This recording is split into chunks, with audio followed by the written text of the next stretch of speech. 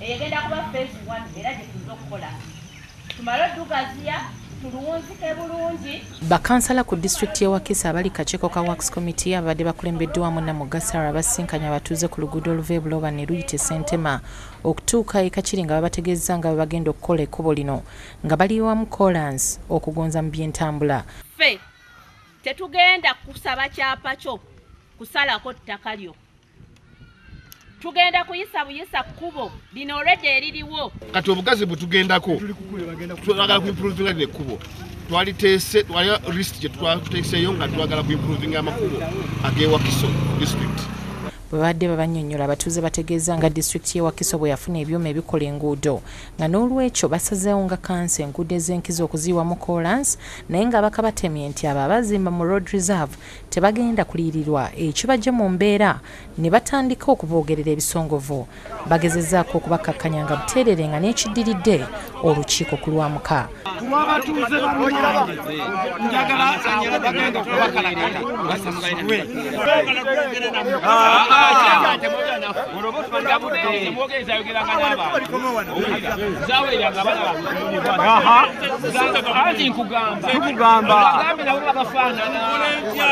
bwoyogerako bebamu lita y'amafuta bajogedde singi 13 olwayo mwe mujja kusaba naye olwako gavumenti disitulikiti ekimanye kati mujja kusaba byabwerere wa Kisu.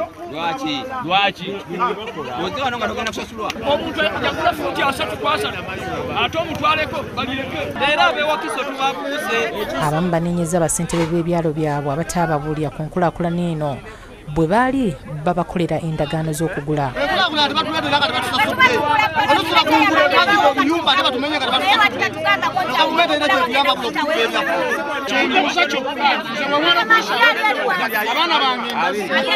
Tetugenda dukola tuluvuddeko ate ne meeting nayo tugimaze. Mwebale nnyo mwebalire ddala. Olukiiko gye luggweredde nga abatuuze babaganye okukola ekkubo lino ne babawa amagezi enkulaakulana gye babadde babaleetedde okugitwalako mu bitundu ebirala.